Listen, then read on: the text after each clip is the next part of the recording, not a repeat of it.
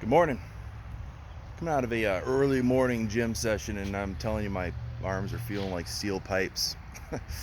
I want to make this video because of that car right behind me. Okay, you might know it as a C8 Corvette.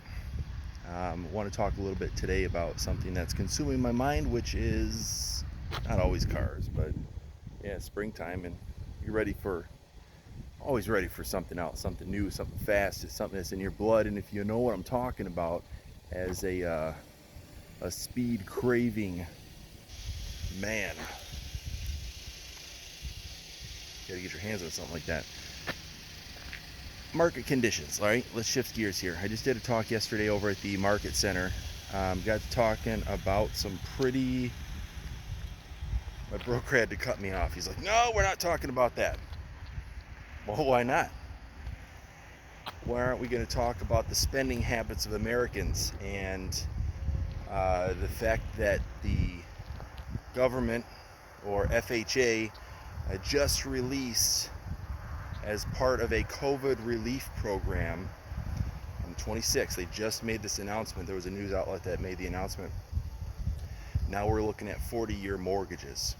Okay, and I was inspired on the spot. I'm like, you got to be kidding me. Like, there's all these people that are talking real estate crash, interest rates are rising. We did a comparison at that mastermind between interest rates back in the 1980s, where you were dealing with 15% interest rates. Keep in mind the median price of the houses out there, and this is nationwide numbers. Actually, that number was Michigan number, 47,200. Okay, your payments at 15% interest are 1450 a month. Okay, think about that. What's the average price point of a house right now? Okay, you look at national averages, you're looking at $400,000. Okay, $405,000. Now take today's interest rates, which are 5.3 roughly. Okay, is kind of what's floating around out there, like they're floating, right? $2,800, so almost double, basically double what you're dealing with back in 1980. Incomes have, if the median income here in the country is like $65,000 at the moment. Okay, all right, perspective. Americans have spending habits. All right, it's been noted uh, by 2035 that a lot of these hedge funds are out here trying to they're trying to buy up all the inventory, right? They're turning these houses into rentals, and then they're going to control the market rents. It's already happening. You got some of these houses, companies that are going in and they're controlling certain markets. Okay, Florida example, Opendoor, Zillow got caught with their hand in the cookie jar, bidding properties up. Then they couldn't handle it. Then they, distributed these houses back into the market. Okay, I think that they were losing money at that point, but plus they cut 25% of their workforce. Now, was that by design? I don't know. Okay, I don't know. All I can tell you is what I'm seeing, right? And how we can react.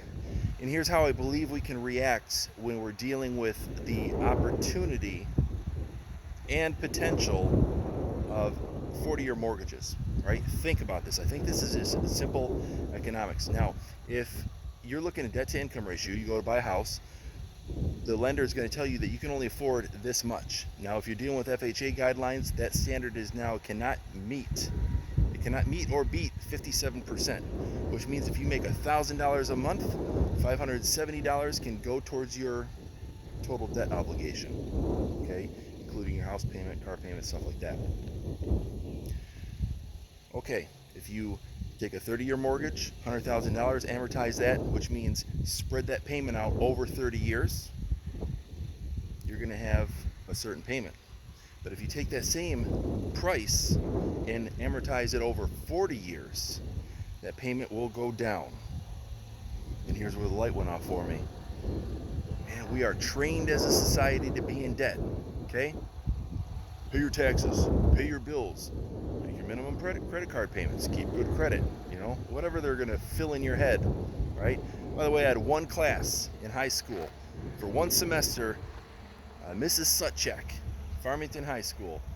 Here's how you balance a checkbook. Here's how you do this. Rather than a whole year in high school or you got to inundate these kids. You got to teach them how to run businesses. I got my 9-year-old running an eBay business right now. She learns shipping. She learns communication with the buyers. She learns picking up good product.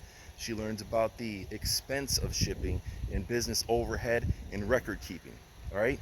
Here's your opportunity to set your kids apart. Side note.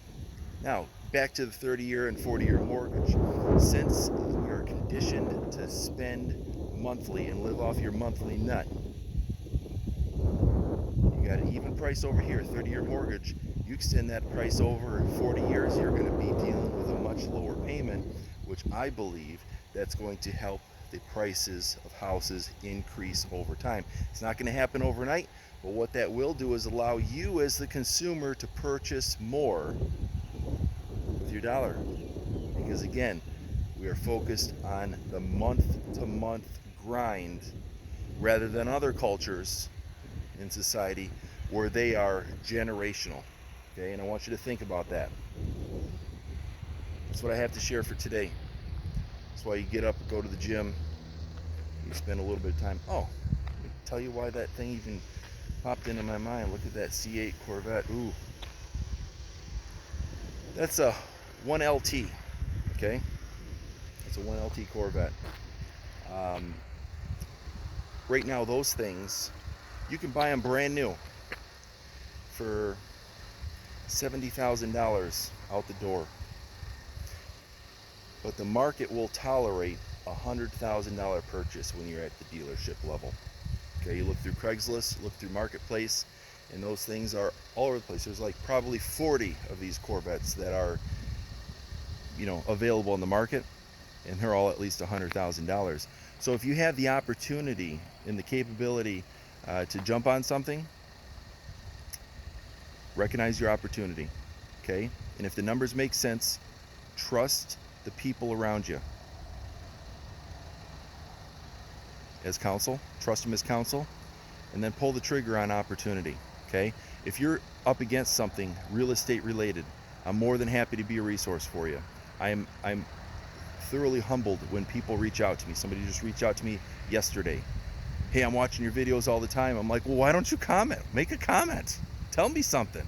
Tell me you like the video, because that helps me create content, right?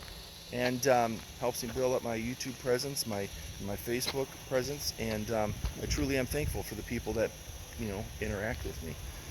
But be able to recognize the opportunity that's in front of you, okay? Use the resources that are available to you, and call me if you need to. Have a great day.